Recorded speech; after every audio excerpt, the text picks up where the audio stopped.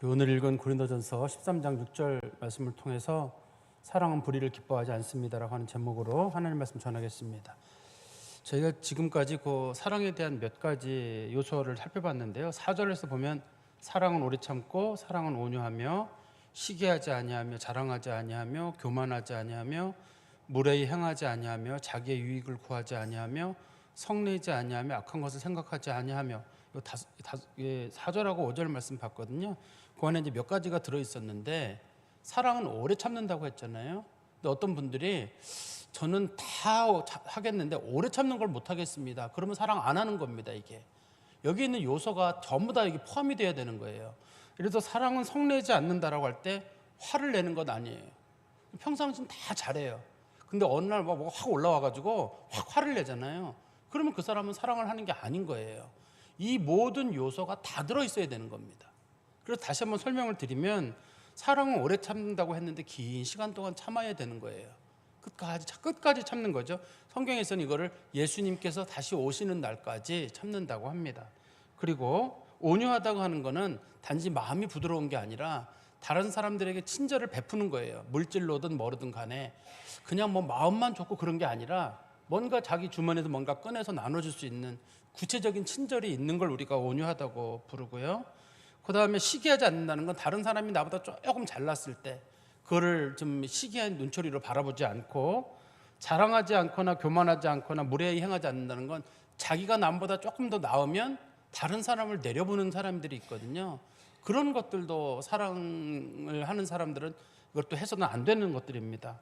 무례히 행치 않는다고 하는 것도 아까 제가 말씀드린 대로 이 성경에 있는 성도들 중에 다른 사람들을 함부로 대하는 것도 옳지가 않고 자기의 유익을 구하지 않는다는 말은 될 수만 있으면 다른 사람의 이익을 구하라는 거잖아요. 손해 많이 보란 뜻입니다. 이게 자기 유익을 구하지 말라는 말은 다른 사람 안 하니까 나도 안 해가 아니라 다른 사람은 안 하지만 나는 하는 거예요. 저 사람이 나한테 이렇게 좀 해를 끼치지만 나는 알고도 속아주는 거거든요. 우리가 이제 그리스도인들이 가져야 될 마음의 자세죠. 그다음에 성내지 아니한다는 거는 아까도 말씀드린 대로 정말 격하게 어떤 일이 화를 내거나 막 하지 않는 거 그거 조심해야 되고 악한 것을 생각지 않는다는 건 다른 사람들이 자기한테 어떤 조금만이라도 서운한 것이 있으면 꼭 갚아주는 거예요. 안 갚을 하는 거예요. 어느 시간이 되거나 뭐가 되면 내가 꼭 갚는다. 그때 그 순간은 넘어가는 것처럼 보이는데 꼭 갚으려고 하는 사람들이 있거든요. 좋은 뜻으로 갚는다는 게 아니라 꼭 안 갚음을 하려고 하는 거. 이런 것들은 그리스도인들이 가져야 돼서는 안 되는 자세입니다. 이 전체를 다 합쳐서 우리는 사랑이라고 부르는 거지 뭐 한두 가지 잘한다 그러죠. 뭐 돈 좀 쓴다든지 아니면 좀 마음이 좀 착하다라든지 이런 걸 사랑이라고 부르는 건 아니라는 거죠.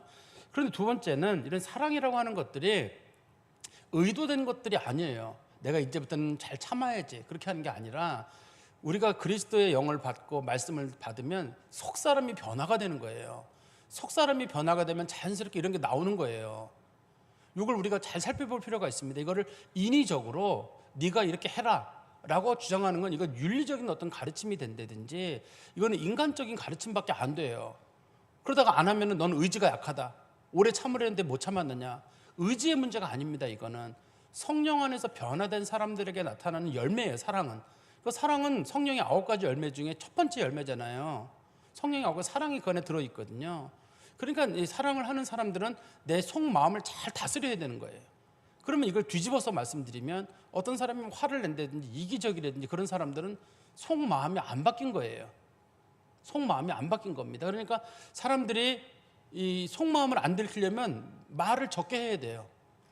웬만한 입을 열지 마라. 그래 속이 안 들킬 거 아니에요. 행동도 극히 조심하고 그러면 속이 안 들키는데 이렇게 행동들 잘못한다든지 사랑을 참지 못하게 되면 결과적으로 그 사람 속에서 아직 저 사람은 안 바뀐 거구나. 저 사람 변화되지 않은 거구나. 이렇게 우리가 볼 수 있다는 거예요. 그러니까 사랑이라는 걸 단순하게 행동과 윤리의 어떤 규칙이 아니라 속마음이 변화된 사람들에게 자연스럽게 나오는 거예요. 정말 하나님 앞에 성령 가운데 변화된 사람들은 누가 뭐라 그래도 그냥 모른 척하고 넘어가요. 그 사람이 속이는 것도 알고 뭐 거짓말하는 거 다 알아요. 그냥 모른 척하고 넘어가요. 그 사람은 모르겠지. 그 사람은 내가 속였다. 저 사람 모르겠지. 왜 몰라요? 사람인데 다 알죠.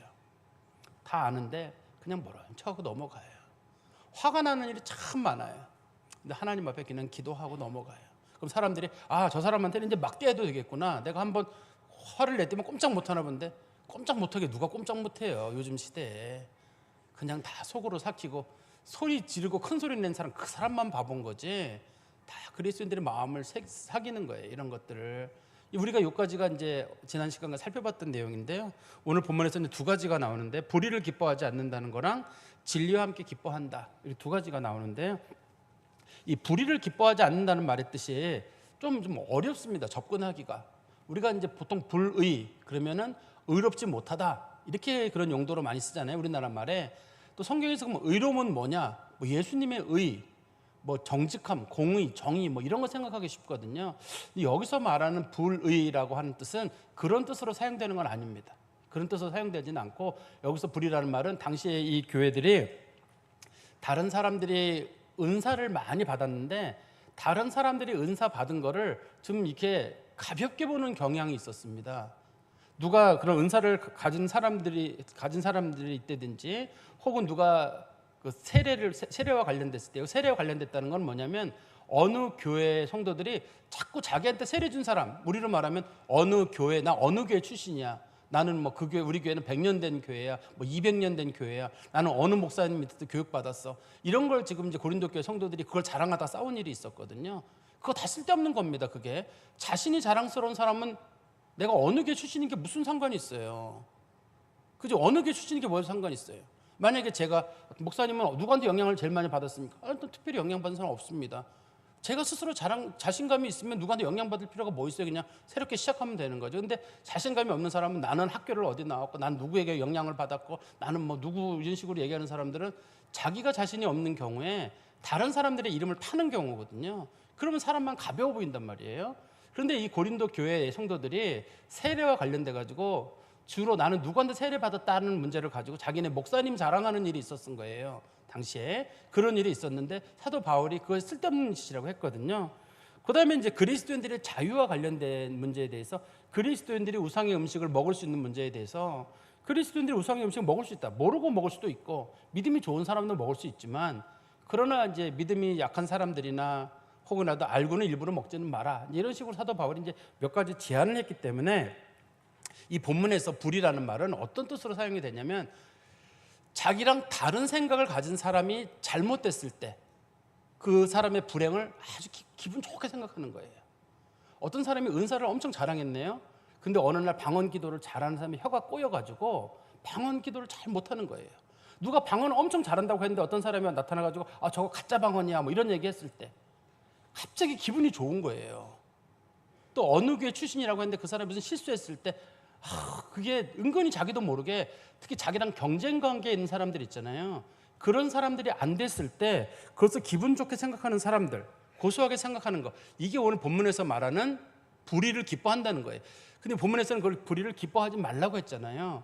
그 사람이 자기랑 사이가 안 좋아요. 사이가 안 좋거나 서로 관계가 안 좋아요. 그렇다 할지라도 그 사람이 어려움 당했을 때 그래서 가슴 아파하고 좀 안타까운 마음을 가지고 있어야 그게 진짜 사람인 거지. 자기랑 친한 사람이 잘 되면 좋아하고 자기랑 친하지 않은 사람이 잘 되면 그걸 굉장히 기분 나빠하고 또 자기랑 친하지 않은 사람이 잘 되지 않았을 때 큰 불행을 겪고 있을 때 아주 기분 좋게 생각하는 사람들이 있거든요. 우리 성경 말씀 한번 보시죠. 로마서 15장 15절에 보시면 로마서 12장 15절 로마서 12장 15절입니다. 즐거워하는 자들과 함께 즐거워하고 우는 자들과 함께 울라. 그 사람이 나와 사이의 여부에 상관없이 어떤 사람이 참 기분 좋게 생각하고 있어요. 그러면 축하합니다. 잘 됐네요. 라고 진심으로 얘기를 해주는 거예요. 근데 어떤 사람이 참 슬퍼하고 있어요. 그러면 참 안 됐네요. 열심히 노력했는데 결과가 안 좋습니다. 이렇게 진심으로 대하는 겁니다. 이게 이제 그리스도인들이 가져야 될 마음의 자세예요. 본문에서 말하듯이 사랑은 불의를 기뻐하지 않는다는 말은 자기랑 친하지 않은 사람이 너무 불행을 겪고 있단 말이에요. 근데 그 불행을 겪고 있을 때 그걸 기분 좋게 생각하는 게 아니라 사실 보통의 사람들은 은근하게 그 기분이 좋거든요. 예수 믿는 사람은 그러면 안 돼요. 절대 그러면 안 되고 그런 사람들이 있을 때 가슴 아파하고 마음속으로 좀 도리어 안타깝게 생각하고 그게 이제 그리스도인들이 해야 되는 것들이죠. 심지어는 자기랑 관련된 적이라고 할지라도 그 사람에 대해서도 할 수만 있으면 그리스도인들은 선의를 베푸는 거예요. 그것도 우리 아까 읽었던 로마서 12장 19절부터 21절까지 말씀 보시겠어요? 로마서 12장 19절에서 21절입니다. 내 사랑하는 자들아, 너희가 친히 원수를 갚지 말고 하나님의 진노하심에 맡기라. 기록되었을 때 원수 갚는 것이 내게 있으니 내가 갚으리라고 주께서 말씀하시니라. 네 원수가 줄이거든 먹이고 목마르거든 마시게 하라. 그리함으로 내가 숯불을 그의 머리에 쌓아 놓으리라. 악에게 지지 말고 선으로 악을 이기라.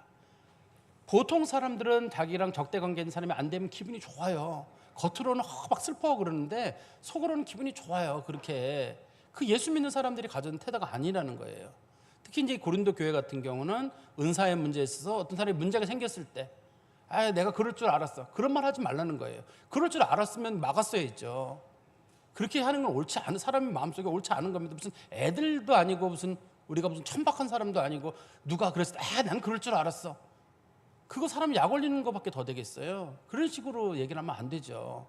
나는 그 사람 처음 볼 때부터 알아봤어. 그 사람은 선지자일 거예요 아마. 처음부터 알아보시는 분들 계시잖아요.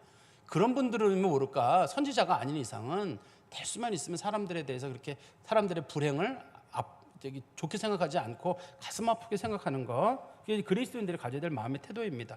두 번째는 우리 6절 뒤에 보시면 진리와 함께 기뻐한다 할 때, 진리도 마찬가지예요. 우리도 흔히 알고 있는 진리, 예수님, 성경책 뭐 이렇게 생각하기 쉽거든요. 여기서는 그거랑은 좀 다른 거예요. 이 불의를 기뻐하지 않는다는 말의 반대말이거든요.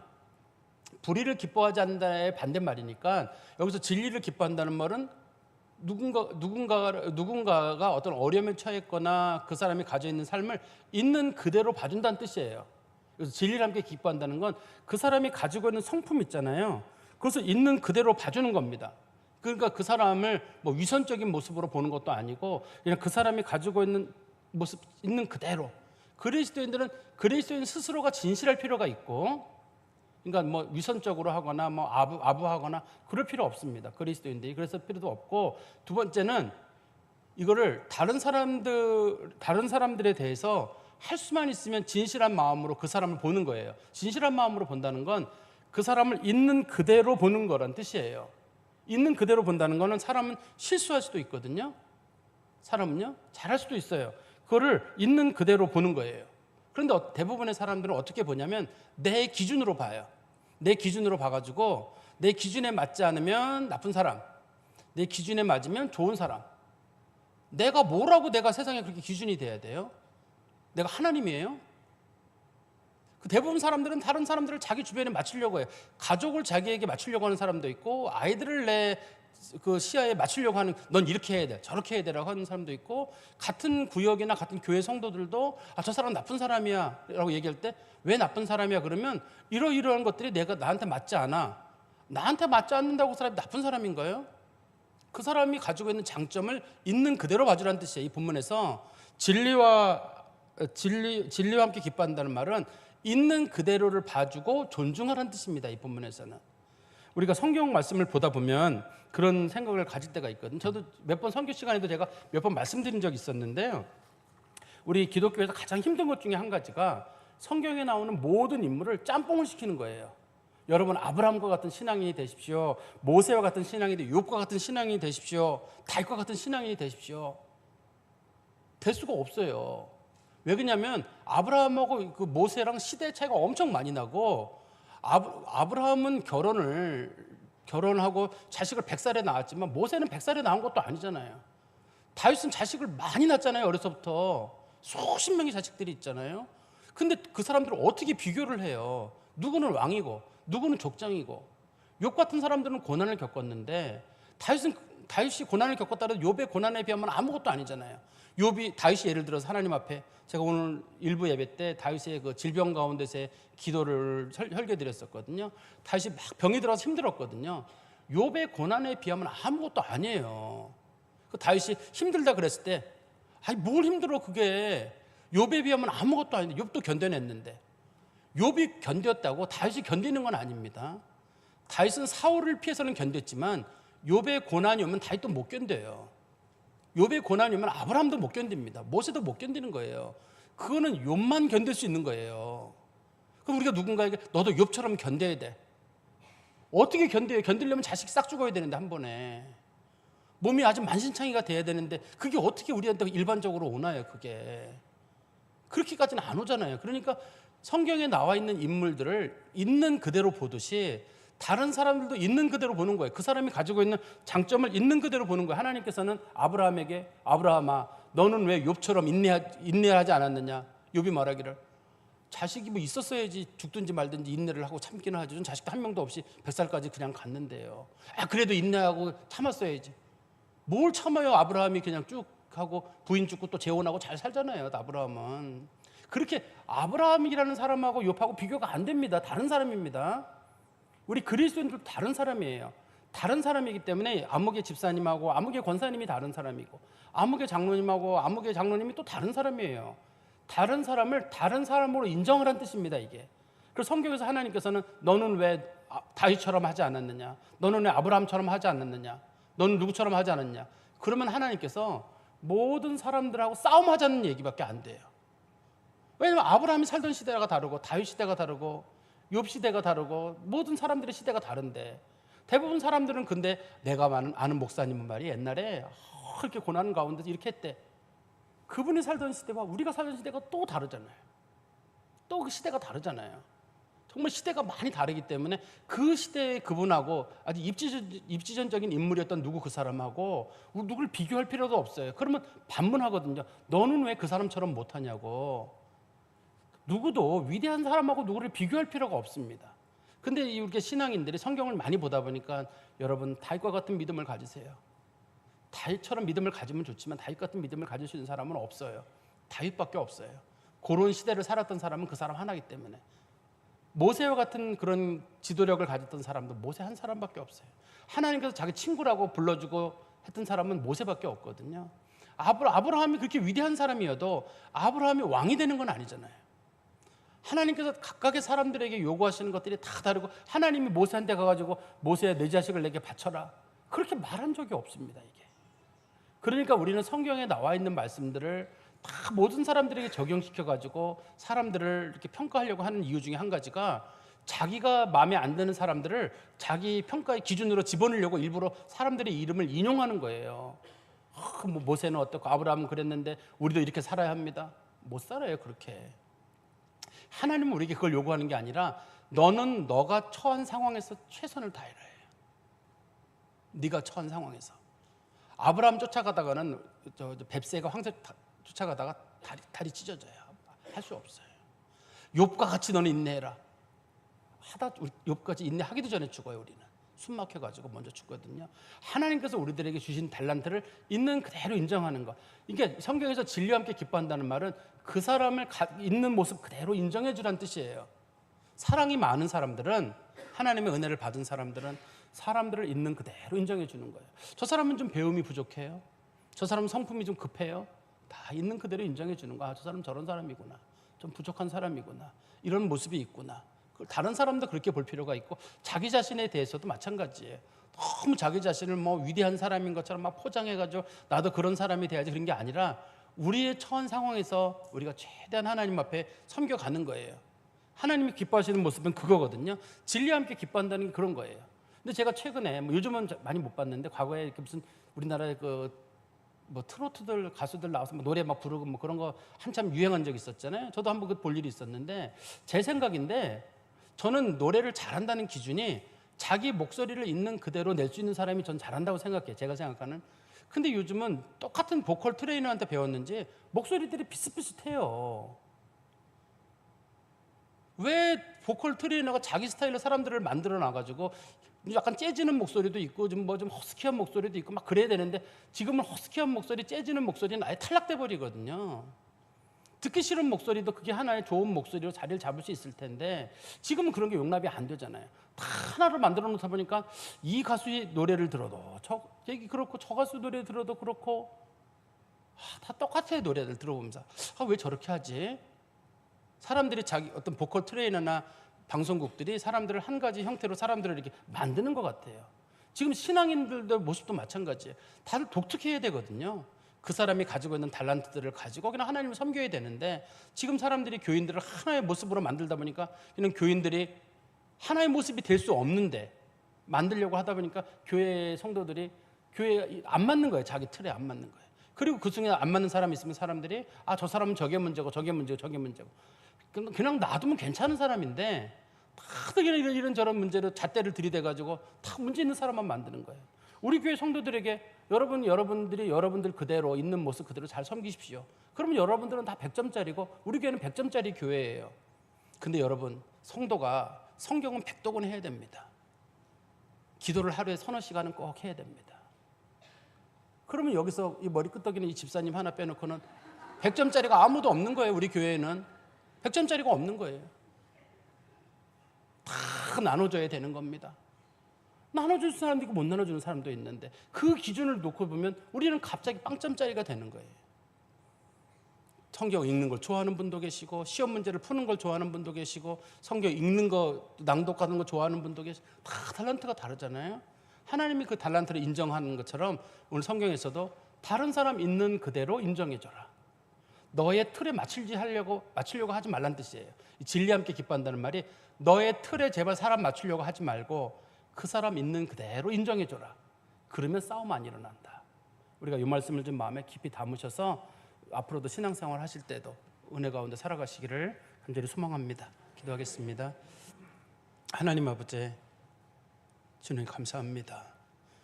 주께서 주신 말씀을 마음에 깊이 담게 하시고, 혹이라도 저희들이 성령 안에서 제대로 거듭나지 못하여서 다른 사람들의 불행을 기뻐했던 것은 아닌지요. 다른 사람들을 내 눈에, 내 틀에 맞춰서 혹 사람들을 비판했던 것은 아닌지요. 진짜 부족하고 나쁜 사람은 난데 내가 좋은 사람들을 도리어 폄훼하고 부족하다고 비난했을지도 모른다는 생각을 해보게 됩니다. 내가 고쳐지고 내가 사랑이 많아지면 다 좋게 보이는데, 내가 문제가 많다 보니 좋은 사람들을 나쁘게 보지 않았나 우리 자신을 돌아봅니다.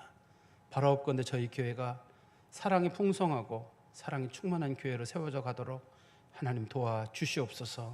예수 그리스도의 이름으로 기도하옵나이다. 아멘.